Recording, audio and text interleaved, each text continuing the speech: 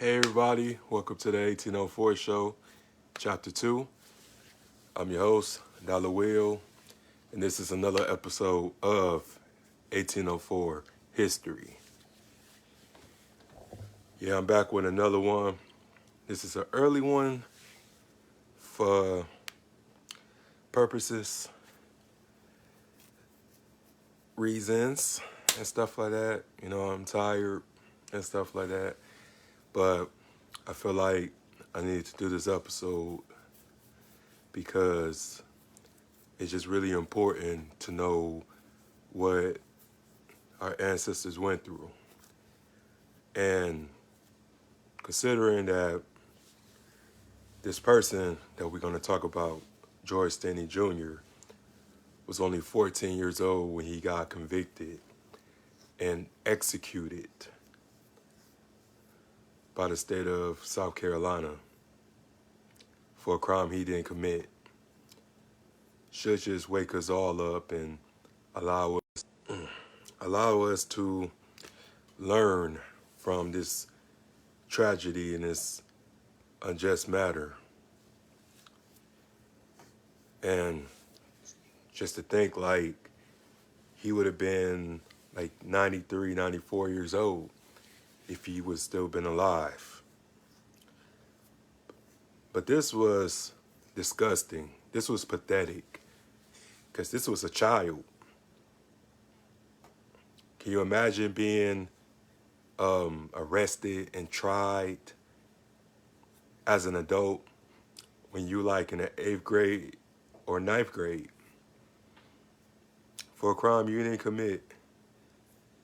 And it just so happened 2 little girls gets murdered and they come to you and ask to help them with the search so they can apparently accuse you of murder. But there was no evidence. He didn't have not either one parent in the interrogation room. That was just like, oh yeah, man, just, sign this piece of paper so we can just have you on record and then we can let you go home. Knowing damn well that they weren't going to let this little boy go home afterwards. And it just was just pathetic how they treated this man. Well, this kid, sorry. And took him 10 minutes to find him guilty of murder and executed him only a few months later. You know how people get years and get a substantial amount of time to appeal their crime and, try to get a retrial and this and that. Excuse me. But this kid was just treated unfairly because they just wanted to get somebody on it. And there's no evidence stating or even making the type of final statement that he ever confessed.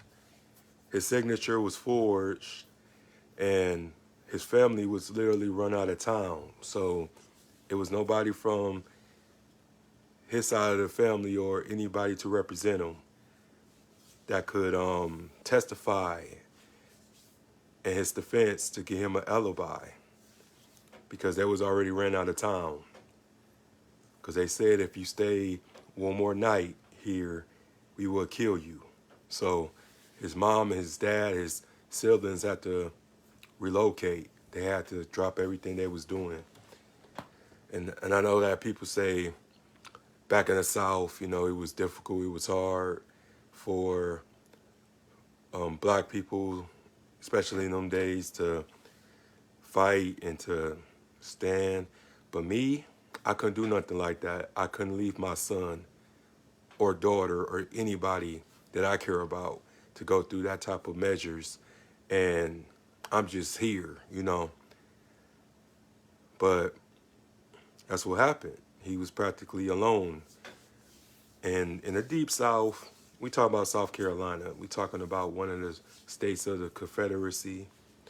And, you know, the racism was just so raw and uncut. And he just a kid, you know.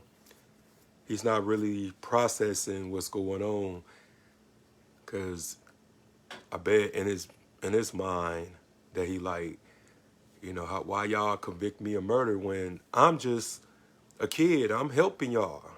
I'm 5'2", 90 pounds. How could I do something like this? How could I drag these bodies by myself and I'm 90 pounds? Because dead weight, if y'all ever had to lift somebody up, and I'm talking to you CNAs, we know how heavy a dead body is. And this 90-pound kid allegedly dragged these two little girls by himself. And it's just pathetic, man. It's just really pathetic to just put him on death row without no evidence, without no confession, no statement, no witnesses, none of that. And back then, DNA testing wasn't as known as it is now, but you just wanted to pick somebody because the townspeople, well, the white community was anxious. There was threats on his life. There was threats of lynching this poor baby. So they had to try him as an adult. And then while he's being led to death row, he have his Bible in his hand. You know, there's no interviews or no statements from this kid. We can only go by what the story, or we can only speculate what he was thinking and what he was saying, because he wasn't interviewed, unfortunately. He don't have no recording of him. We don't have no footage of him like that. Just these pictures, you know. But they said that he was a child of God. He attended church every Sunday with his family. He loved being outside. He loved playing. He loved picking flowers and stuff. He was just a typical Southern kid. But he had no idea what he was what was in store and what he was going to have to endure because of false accusations. And it's just unfair because he was born the same year as Dr. Martin Luther King Jr. And he died on Tupac's birthday, June 16, 1944. But it's just unfortunate because when you have kids, and then when you have nieces and nephews, and when you have little cousins, or when you were just a kid at one point in time ago, and just think of like what's running through your mind, what's running through your head, like, because his lawyer wasn't shit. His lawyer didn't cross-examine nobody. His lawyer was pretty much was allowing it to happen. You know, his lawyer was white. His lawyer wasn't black. They ain't let black people in them days pick a black lawyer because everywhere was segregated. So you wasn't gonna get no fair trial back in them days. So they said, well, his cellmates, because I saw an interview on one of the people that interviewed him, like, well, that was a cellmate of his years ago, and he was just felt so sorry for him because he didn't understand the seriousness of it. He didn't understand that they was going to kill him. You know, they thought he was going to let him go, but they apparently didn't let him go. But he thought that this is a mistake. Somebody gonna let me go, and I can go home and be with my family. They already burned down his family house and everything, so he didn't have nowhere to go. He was left to fend for himself. So the day of the execution,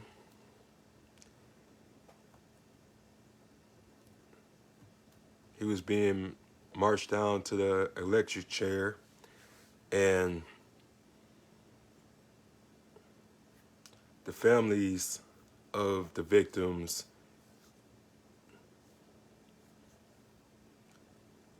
were yelling at him, using racial slurs and all that other stuff.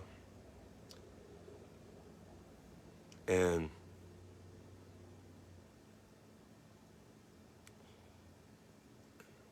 it was tough. And he could even reach where they put the electric shock. They couldn't reach it. So that made him sit on top of his Bible. And he was just pleading, like, I didn't do anything, let me go. So it was supposed to be in like a dozen people watching this little kid, this small child, be executed. And they flipped the switch, and they said that it was so much votes to the point that his head,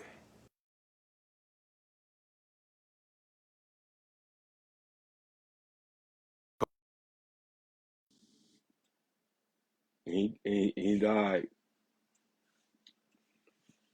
in 4 minutes.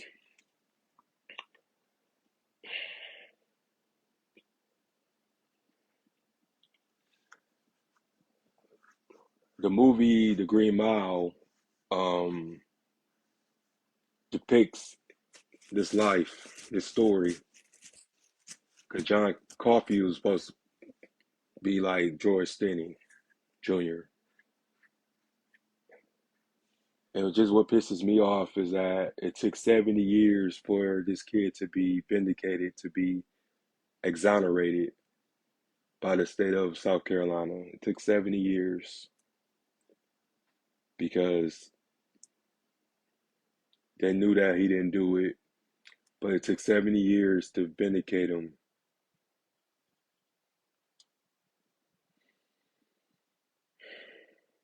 It just makes me mad because he's not put in the forefront. His story wasn't or isn't good enough for the public school curriculum. His story should be hidden because he he was a small child. They knew that what they did was wrong. And we just always taught to forgive and love our enemies, but look what they done. You know, look what the unfairness that we had to go through. You know, that kid missed out on a lot of things. Who would have known what that kid would have grew up to become? But he was made an example out of, and it just makes me mad. You know, I'm sorry, but he didn't deserve that. His family didn't deserve that, and just having to just flee. I just, if it was my son, you would have to kill me because I can live my life or go on with my life knowing that I let some people kill my son and I just didn't do anything about it. But everybody's different. I'm not judging. May they rest in peace. I'm not judging his mom and dad, but you would have to kill me. You would have to take me out because I couldn't do it. You're not gonna take my son or my daughter and put a petty ass crime on them that that they weren't even around. It's just crazy. Like, even with an alibi, you still can be arrested for a crime you didn't commit and be convicted and be executed. He missed out on having a driver's license. He missed out on going to college. He missed out on just having children. All the things that we got the opportunities and got the chances to do, he missed out on all of that.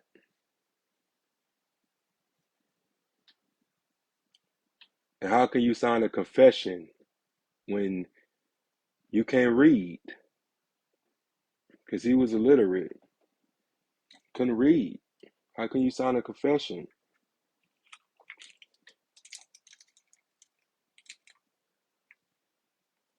Not saying that he wasn't smart, but it's just, you know, it is what it is. How can you read a statement when you can't read? So this is why we got to keep the ancestors' memories alive because they're trying to get rid of them.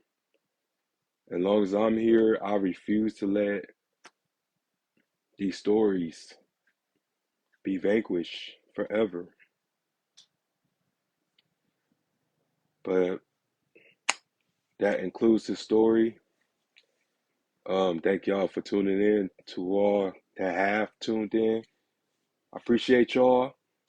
Um, like, comment, subscribe to the YouTube channel, the 1804 Show, Chapter 2.